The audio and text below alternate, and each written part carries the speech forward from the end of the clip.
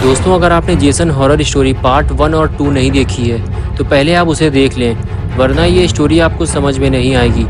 पिछली वीडियो में आप लोगों ने देखा था गुल्ली बुल्ली और मिशेल जेसन से अपनी जान बचाकर भागने की फिराक में थे, लेकिन गाड़ी में पेट्रोल ना के बराबर बचा हुआ था और जेसन भी गाड़ी के बिल्कुल करीब पहुंच चुका था।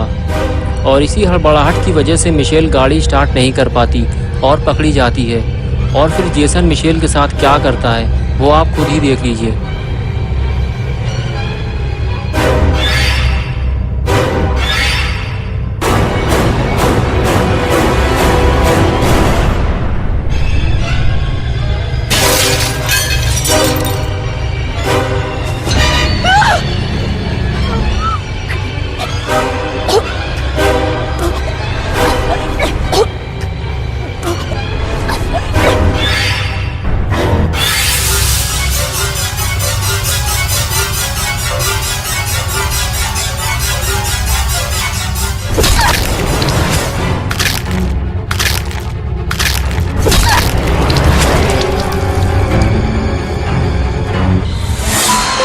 That's my boy.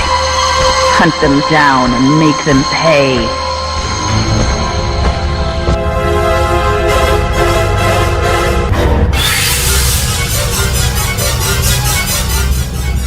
और अब आगे की स्टोरी देखते हैं। गुल्ली और बुल्ली की किस्मत अच्छी है कि ये दोनों गाड़ी से बाहर निकलकर भागने में कामयाब हो गए, वरना जेसन इन दोनों को भी मिशेल की तरह मार डालता। लेकिन जेसन इतनी आसानी से तो इन दोनों को यहाँ से नहीं जाने देगा। ये पूरा एरिया जेसन का है और जेसन यहाँ आने वाले किसी भी इंसान को जिंदा नहीं छोड़ता, तो फिर वो गुल्ली और बुल्ली को जिंदा कैसे छोड़ सकता है। जेसन 5 लोगों को पहले ही मार चुका है और अब वो गुल्ली और बुल्ली के पीछे जा रहा है। लेकिन गुल्ली और बुल्ली कब तक अपनी जान बचाकर भागते रहेंगे? इन दोनों को इस एरिया से बाहर निकलना होगा, लेकिन कैसे? क्योंकि गुल्ली बुल्ली के स्कूटर में पेट्रोल ही नहीं है और कार का पेट्रोल भी खत्म हो चुका है। लेकिन हाँ, केविन ने मरने से पहले बताया था कि गाड़ी में थोड़ा पेट्रोल है। अगर कार स्टार्ट हो गई तो गुल्ली और बुल्ली यहाँ से निकल सकते हैं। गुल्ली और बुल्ली भागते हुए एक घर के पीछे छुप जाते हैं। तभी बुल्ली के दिमाग में एक आइडिया आता है। वो गुल्ली से कहता है कि गुल्ली, क्या तुम कार स्टार्ट कर सकते हो? लेकिन मिशेल उसे स्टार्ट नहीं कर पाई थी और जेसन ने उसे मार डाला। गुल्ली कहता है, हाँ मैं कर सकता हूँ, लेकिन मुझे थोड़ा टाइम चाहिए होगा। लेकिन जेसन बहुत तेज़ी से गुल्ली और बुल्ली की तरफ ही आ रहा है। ये देखते ही बुल्ली गुल्ली से कहता है कि तुम जाकर गाड़ी स्टार्ट करो, मैं जेसन को दूसरी तरफ लेकर जाता हूँ। ये कहकर बुल्ली दूसरी तरफ चला जाता है और गुल्ली गाड़ी की तरफ जाता है। जेसन बुल्ली को भागते हुए देखता है तो वो भी उसके पीछे पीछे चला जाता है। बुल्ली भागते हुए जेसन को अपने साथ गुल्ली से दूर ले जाने की कोशिश करता है ताकि जेसन गुल्ली के करीब ना जा सके और उसे गाड़ी स्टार्ट करने का मौका मिल जाए। और इधर गुल्ली गाड़ी को स्टार्ट करने की कोशिश कर रहा है, लेकिन वो डरा हुआ भी है। गाड़ी स्टार्ट करते हुए कभी वो अंदर की तरफ देखता है तो कभी बाहर की तरफ। और इधर बुल्ली दौड़ते दौड़ते थक चुका है। अगर गाड़ी थोड़ी देर में स्टार्ट नहीं हुई तो बुल्ली आखिर कब तक दौड़ता रहेगा? गुल्ली की मेहनत रंग लाई और गुल्ली ने अपने हाथ पैर हिला हिलाकर गाड़ी के अंजर पंजर ढीले कर दिए और गाड़ी स्टार्ट हो गई। और फिर गुल्ली गाड़ी से बाहर निकलकर बुल्ली को ढूंढने की कोशिश करता है। तभी सामने बुल्ली दौड़ता हुआ नजर आता है।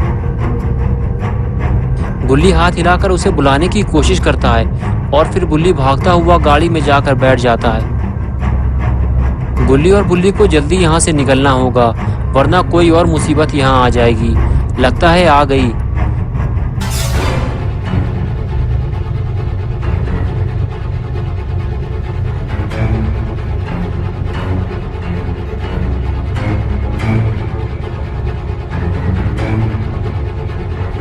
गुल्ली आगे नहीं जा सकता, इसलिए वो गाड़ी को बैक करता है।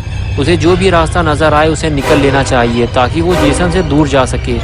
और गुल्ली ऐसा ही करता है और गाड़ी लेकर निकल जाता है और जेसन उसे देखता रह जाता है। लेकिन ऐसा हो ही नहीं सकता कि जेसन उनके पीछे ना जाए। गुल्ली और बुल्ली थोड़ी ही दूर जा पाए थे कि गाड़ी का बचा हुआ तेल भी खत्म हो गया और कुछ दूर जाकर गाड़ी बंद हो गई।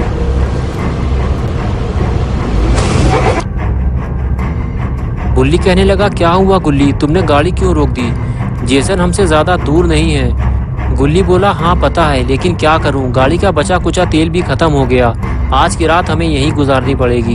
बुल्ली बोला, क्या आज की रात हम यहाँ गुजारेंगे? लेकिन हमें तो ये भी नहीं पता कि ये कौन सी जगह है। और फिर गुल्ली और बुल्ली दोनों गाड़ी से बाहर निकलकर उस जगह को देखते हैं।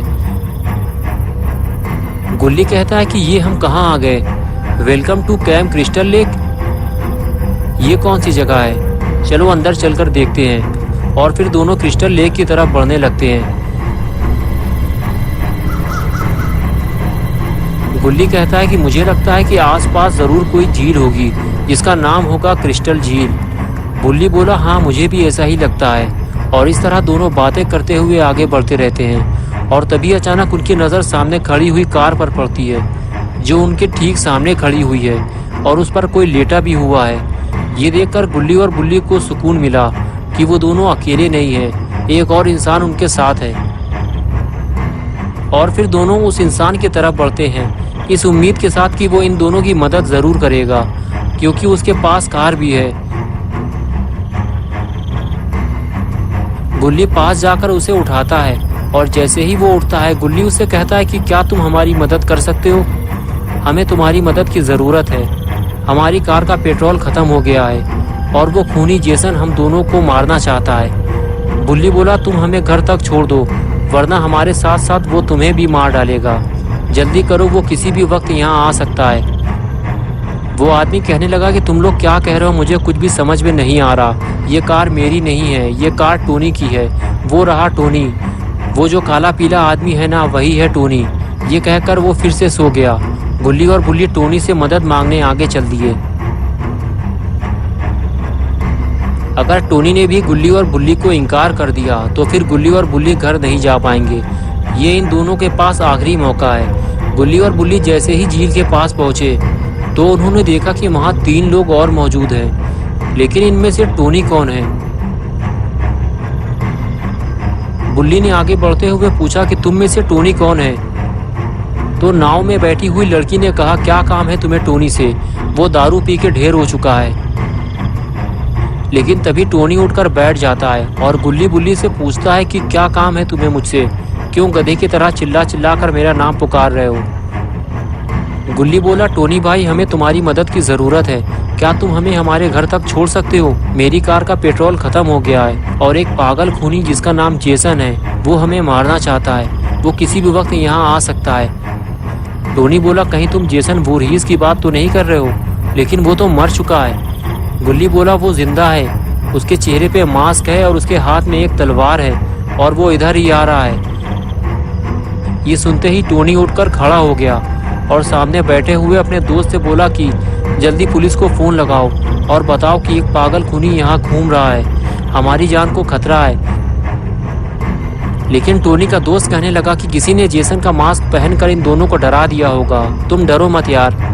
तभी बुल्ली बोला, उसने हमारे सामने 5 लोगों को मार डाला है और तुम्हें ये सब झूठ लग रहा है?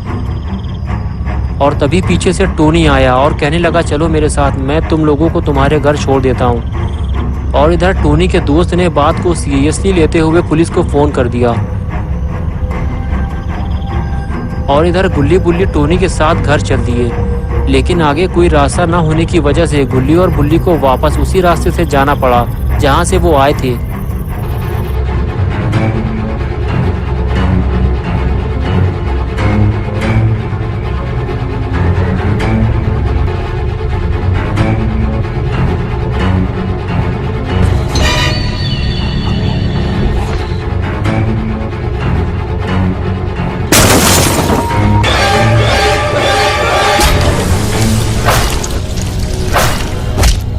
Make mommy proud, Jason.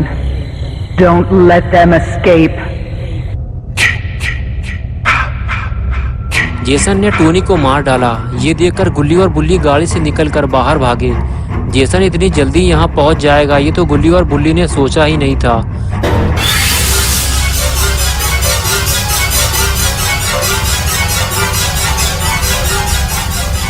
गुल्ली और बुल्ली चिल्लाते हुए वापस आए और कहने लगे, सब लोग जल्दी निकलो यहाँ से। जेसन आ गया है। उसने टोनी को कार के अंदर ही मार डाला है और हम सब भी एक एक करके मरने वाले हैं। ये सुनकर सबकी हालत खराब हो गई, लेकिन टोनी का दोस्त गुल्ली और बुल्ली पे भड़क गया और कहने लगा ये तुम लोगों का ही काम है, तुम लोगों ने ही टोनी को मारा है। और तभी अचानक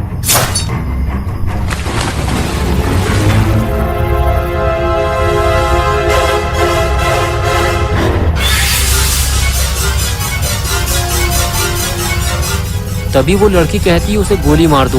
टोनी की राइफल टेंट के अंदर रखी हुई है। गुल्ली फौरन भागते हुए टेंट के अंदर जाता है।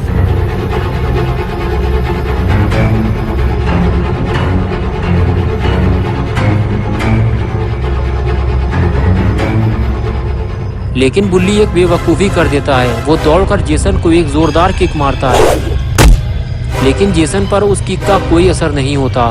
बुल्ली खुद उल्टा मुसीबत में फंस जाता है। लेकिन तभी गुल्ली राइफल ले आता है और देखते ही देखते वो जेसन को गोली मार देता है।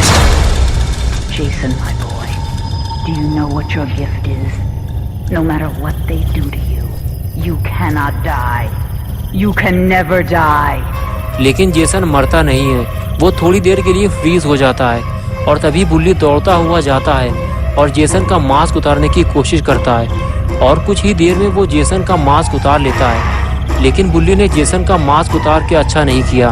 तो क्या होगा अब गुल्ली बुल्ली के साथ, और आखिर क्यों मारता है जेसन बेकसूर लोगों को, ये हम देखेंगे पार्ट 4 में। तो दोस्तों, अगर आपको ये स्टोरी अच्छी लगी है और आप पार्ट 4 देखना चाहते हैं तो इस वीडियो को लाइक करें, चैनल को सब्सक्राइब करना और बेल आइकन दबाना ना भूलें।